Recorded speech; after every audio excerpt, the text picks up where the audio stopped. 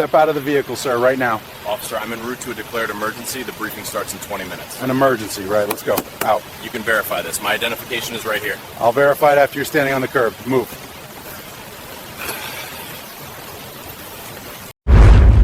Sir, I need you to step out of the vehicle now. I'm actually heading to an emergency meeting. It's urgent.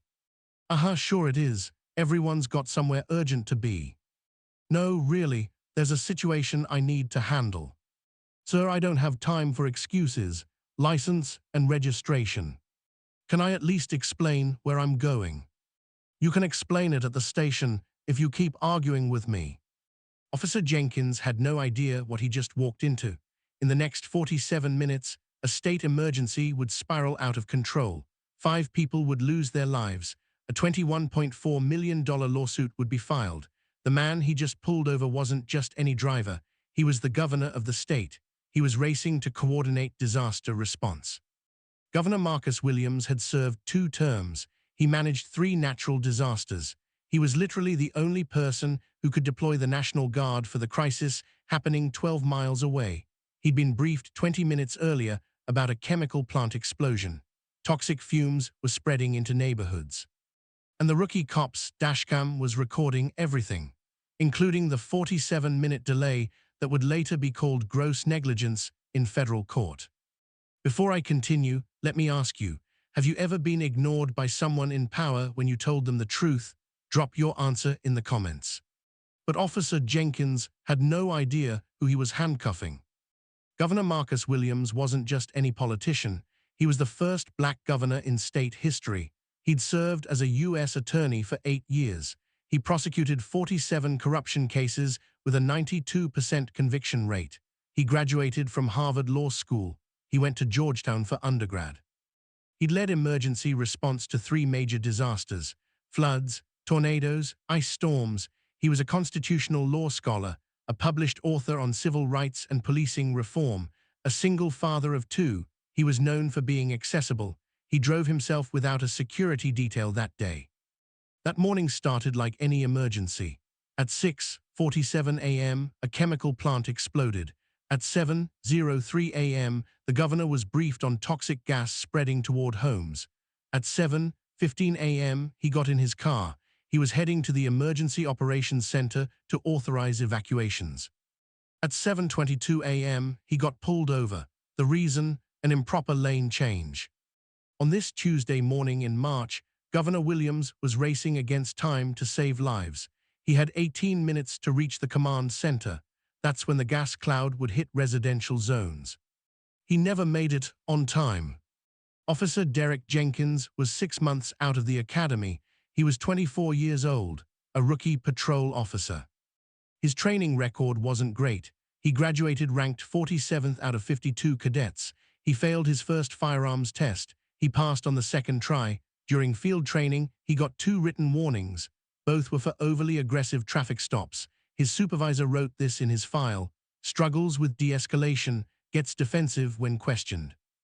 In his first 6 months, Jenkins made 83 traffic stops. 71 of them involved black drivers. That's 85%. The district was only 34% black. It was 51% white, 15% Hispanic, and other races. A statistical expert later looked at this. The probability of this happening randomly, less than 0.001%. The conclusion was clear: racial profiling. Here are some examples. In February, he detained a black doctor for 30 minutes. He accused him of having stolen medical equipment. It was the doctor's own stethoscope. In January, he pulled over a black business owner. He searched the vehicle without consent. He found nothing. 2 weeks before the governor incident, he stopped a black teacher. He demanded to know what she was doing in the neighborhood. She lived there. Internal Affairs had opened a review after complaint number 5. Type: accountability, if you think this should have been stopped earlier. That morning, Jenkins felt like he had something to prove. He'd been passed over for a promotion.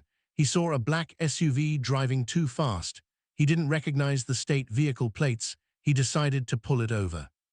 This time, his pattern of profiling would cost lives, and the entire world would watch. It was Tuesday, March 14, 2023. The time was 7:22 a.m. The location was Interstate 40, 12 miles from the State Emergency Operations Center. Dawn traffic filled the highway, commuters heading to work. News helicopters flew in the distance. They were heading toward the chemical plant. Emergency alerts were blaring on phones across the state. The temperature was 42 degrees. Light fog reduced visibility.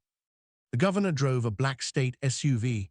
It had official plates. Most officers would recognize them immediately. He was doing 68 in a 65-mile-per-hour zone. That's 3 miles over the limit. He changed lanes without signaling. It was a legitimate violation, but a minor one. Jenkins spotted him. He saw the lane change. He ran the plates. He didn't recognize the state governor. Ent code, he decided to pull him over. He turned on his lights at 7:22:17 a.m. The dashcam recorded the exact timestamp. The governor pulled over immediately. That was at 7:22:34 a.m. He put his window down. He kept his hands visible on the wheel. Jenkins walked up with his hand on his weapon. "Good morning, officer. I'm Governor Williams. I'm heading to license and registration now." The governor reached slowly for the glove box. "Keep your hands where I can see them." On the radio, emergency dispatch was calling for all units. They needed help with evacuations. Jenkins had his radio turned down. If stories like this matter to you, hit subscribe. We expose the truth. At 7:23 a.m., the governor's chief of staff tried calling. It was the third attempt. The governor couldn't answer. Officer Jenkins was demanding he step out of the vehicle. The governor handed over his license. It was a state ID. It clearly showed Governor Marcus Williams. Jenkins barely looked at it. "This some kind of fake ID."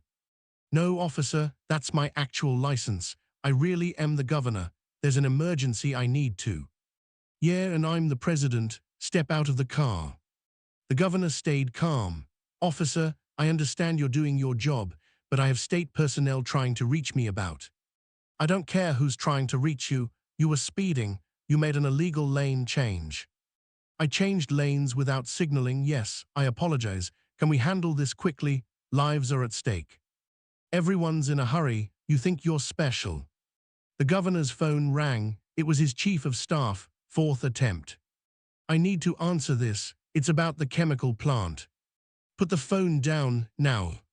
The governor put the phone down. "Officer Jenkins," he read the nameplate, "I'm asking you to call your supervisor." "Are you telling me how to do my job? Step out of the vehicle." The governor got out. He was 6'2". He wore a business suit. He clearly wasn't a threat. Jenkins walked behind him.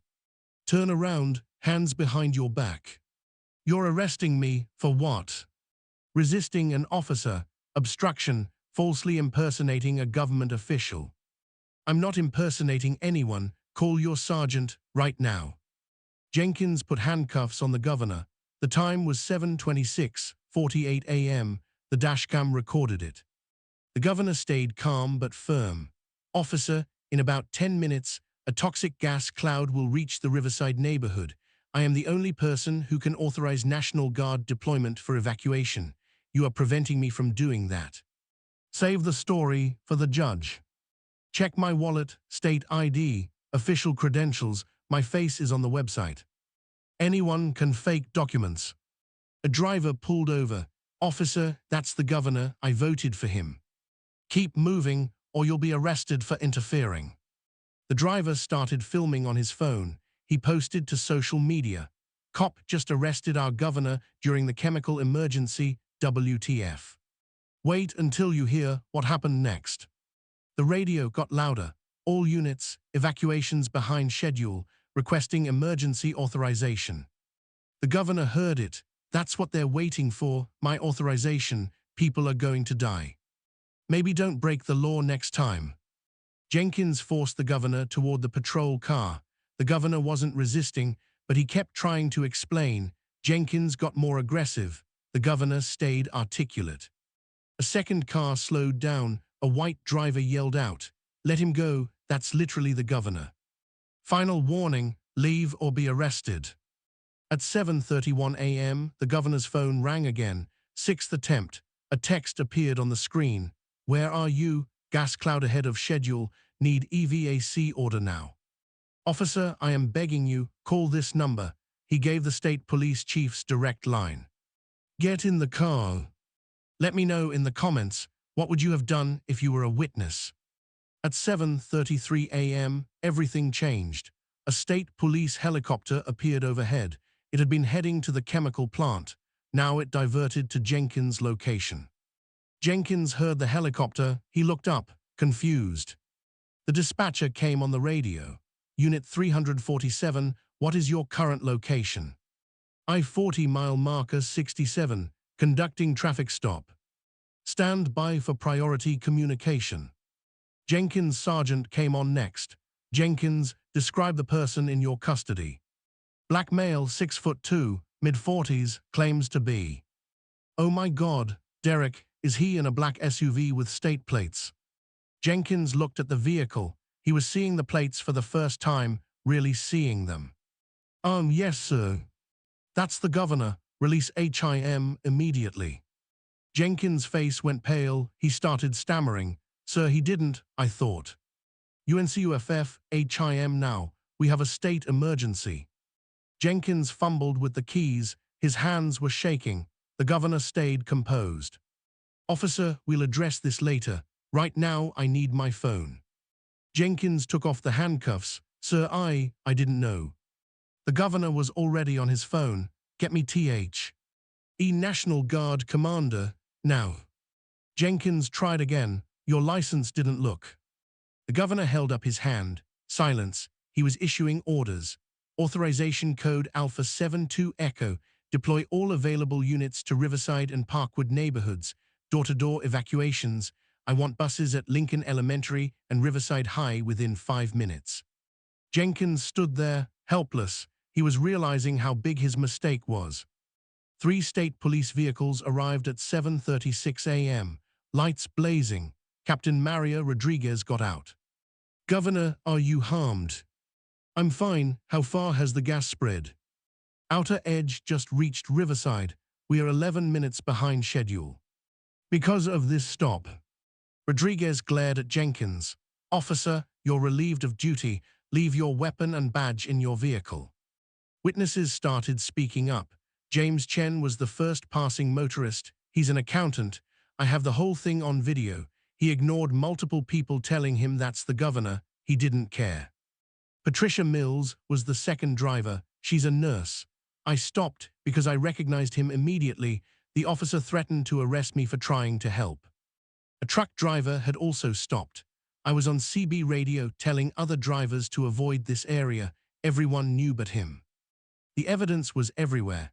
Dashcam footage showed everything from 7:22 to 7:36 a.m., complete audio and video. Jenkins' bodycam was on too. He'd forgotten to turn it off. It captured all his dismissive comments. 4 civilians had posted cell phone videos to social media already. The governor's phone showed 6 missed calls from his chief of staff, 3 from state police, 2 from emergency management. State police dispatch logs showed a 14-minute gap in emergency response. At 7:38 a.m., the emergency management director called. Sir, we have reports of people collapsing in Riverside. The delay meant families didn't evacuate in time. The governor's expression changed. How many? Still assessing. Ambulances are on the way. The governor looked at Jenkins. Do you understand what you've done? Jenkins said nothing. He was trembling. He tried to defend himself. Sir, I was just following protocol. Protocol is to verify identification.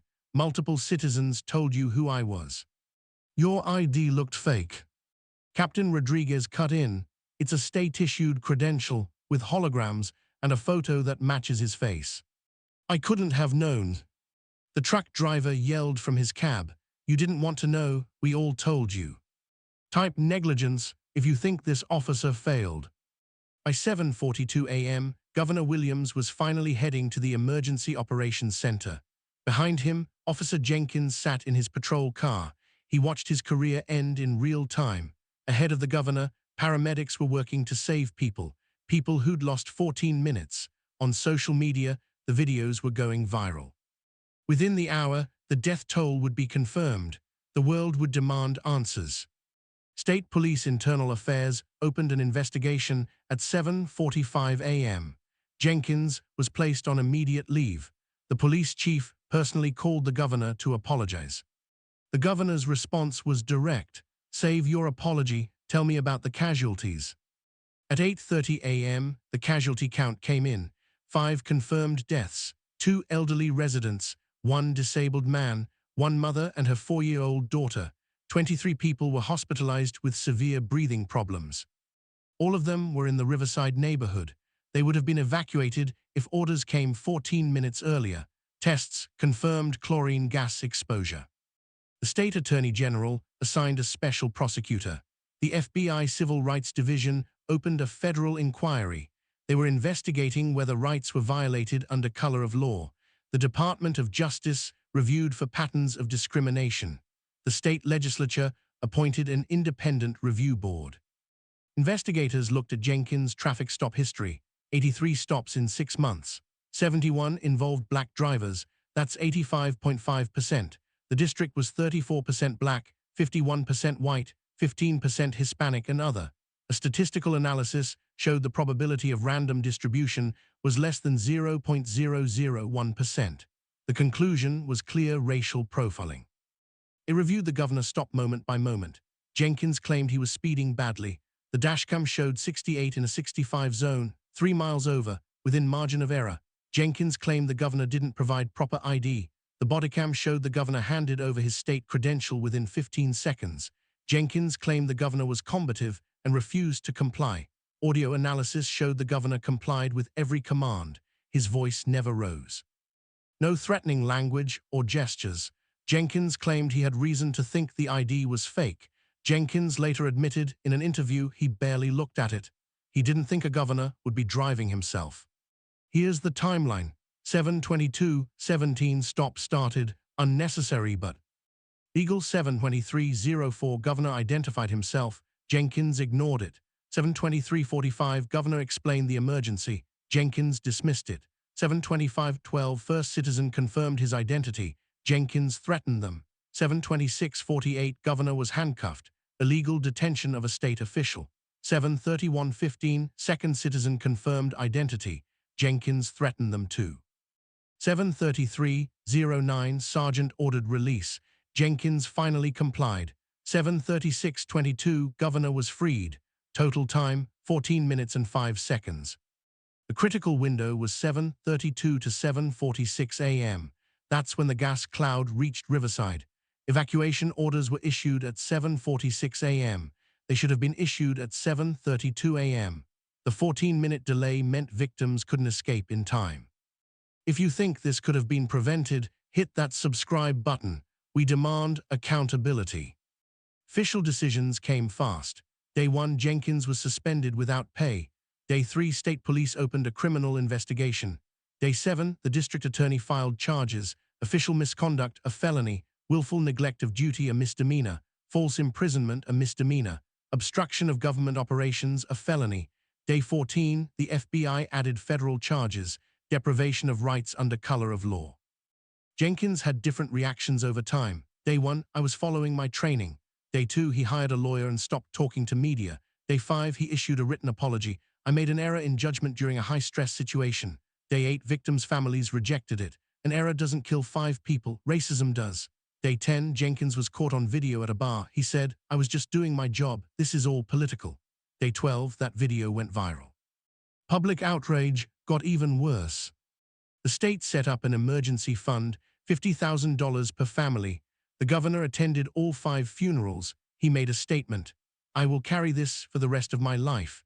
These families should have their loved ones. They don't because an officer chose his ego over my identity and their lives. But the families wanted more than apologies and money. They wanted justice. They wanted accountability. They wanted to make sure this never happens again. 2 weeks after the incident, they filed a federal lawsuit. The amount was $21.4 million. The first video went up at 7:28 a.m. A passing motorist posted it on TikTok. By 7:45 a.m., it had 12,000 views. People shared it to Twitter. By 8:15 a.m., local news picked up the story. Governor detained during emergency. By 9:00 a.m., The video had 850,000 views across platforms. The hashtag #FreeTheGovernor was trending. By 10:30 a.m., CNN, MSNBC, and Fox News were all covering it live. By noon, 4.2 million views. International coverage started. By 5:00 p.m., the death toll was announced. 5 dead. By 6:00 p.m., 11.7 million views. The hashtag #JusticeForThe was trending worldwide. By midnight, 28.3 million views across TikTok, Twitter, YouTube, Instagram, and Facebook. Here's the breakdown. TikTok had 18.4 million views, 2.1 million shares, 640,000 comments. Twitter had 6.2 million views, 890,000 retweets, 1.2 million replies. YouTube had 3.1 million views from news clips and dashcam footage. Instagram had 4.7 million views on Reels and Stories. Facebook had 2.9 million views and 450,000 shares. The top comments were powerful. He killed 5 people because he couldn't believe a black man could be governor. Let that sink in. That got 487,000 likes. The governor was more professional in handcuffs than that cop was with a badge. That got 392,000 likes. This is what racism looks like when it has a badge and a gun. That got 518,000 likes. A 6-month rookie profiled the governor during a state emergency. What chance do regular black people have? That got 671,000 likes. All 3 local news stations led with this story for 9 days straight.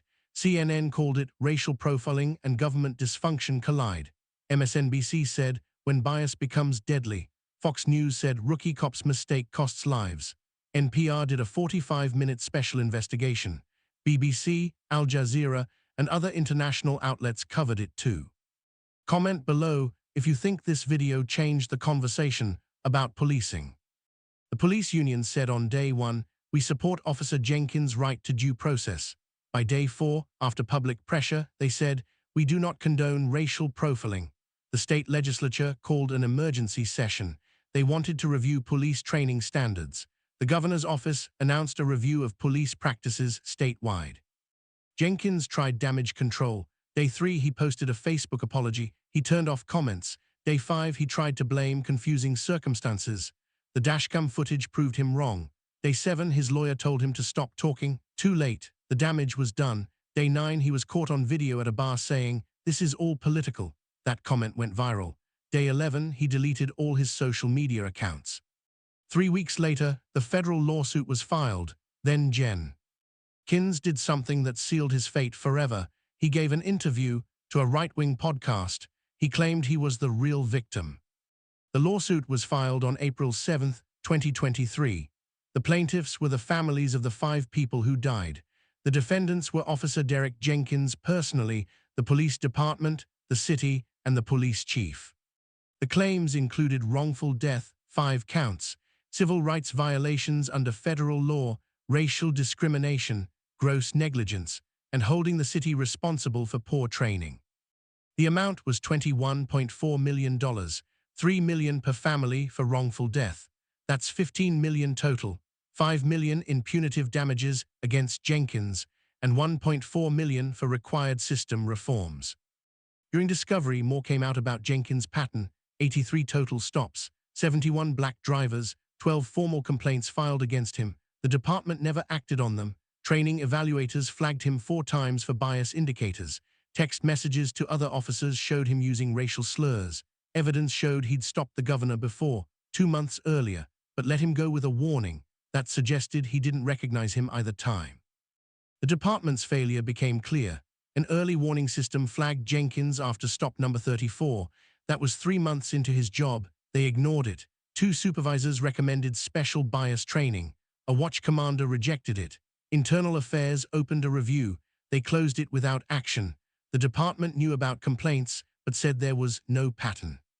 Criminal charges moved forward at the same time. State charges in May 2023 included official misconduct, a Class D felony, false imprisonment, a Class A misdemeanor, obstruction of government operations, a Class C felony. The prosecutor offered a plea deal, 3 years probation, no jail time. Jenkins rejected it. He wanted a trial. Federal charges came in June 2023. Deprivation of rights under color of law. Maximum penalty, 10 years. A trial date was set for October 2023. Then came the podcast interview on April 15th. Jenkins went on a right-wing show. He said, "I'm the real victim here. I was doing my job, and now my life is destroyed because of political correctness." The host asked, "Do you think this would have happened if the governor was white?" Jenkins answered, "Honestly, no. They're making this about race when it was just a traffic stop." The public reaction was explosive. Victims' families held a press conference. A family member said, "My mother died gasping for air while he held the governor in handcuffs, and he thinks he's the victim. He hasn't lost anything yet. We lost everything." Settlement talks started in July 2023. The city did the math. A trial would cost $2 to $3 million in legal fees. Discovery would expose all their failures. A jury would likely award the full amount or more. Their public image was already destroyed. The family's position was clear. This wasn't about money. It was about accountability. They wanted reforms as part of the settlement. They wanted Jenkins fired and prosecuted. They wanted a public admission of racial profiling. The final settlement came on August 18, 2023. $21.4 million paid by the city, $3 million per family, $15 million total. $5 million in punitive damages went to a police reform fund, $1.4 million for an independent monitor program. Jenkins was personally liable for $250,000. His wages would be garnished for life. Non-monetary terms included Jenkins being fired. He can't work in law enforcement in the state. His record is permanent. The department agreed to major reforms, mandatory bias training every 6 months, an early warning system with automatic review at 10 complaints. Body cameras must be on for all traffic stops, an independent civilian board with power to fire officers, an anonymous reporting system for officer misconduct. Statewide changes followed. The governor signed the Marcus Williams Act. It requires all officers to verify identity of government officials before detention. Traffic stop data collection is now mandatory. Race, duration, and outcome must be recorded. Racial profiling became automatic grounds for termination. The criminal case ended in November 2023. Jenkins took a plea deal after the settlement was announced. State sentence, 18 months in prison suspended, 5 years probation. Federal sentence, 3 years probation, running at the same time, 1,000 hours of community service, a permanent ban from law enforcement nationwide, required racial bias counseling, no contact with victims' families allowed. Jenkins read a court-ordered apology. "I am sorry for my actions that day. I let my biases cloud my judgment, and people died because of it. I will carry this burden forever." The victims' families responded, "We don't accept it. Sorry doesn't bring them back." The governor held a press conference after the settlement. "No amount of money returns these 50 souls, but if this case makes even one officer think twice before letting bias guide their actions, then something good comes from this tragedy. That's all these families want, for their loved ones' deaths to mean something." But the story didn't end with the settlement. One of the victims' daughters had something to say. Aisha Thompson was 19 years old, a college student. She lost her grandmother, and what she said would change the conversation forever. The press conference was on August 20, 2023, 2 days after the settlement. Aisha Thompson stood at the microphone.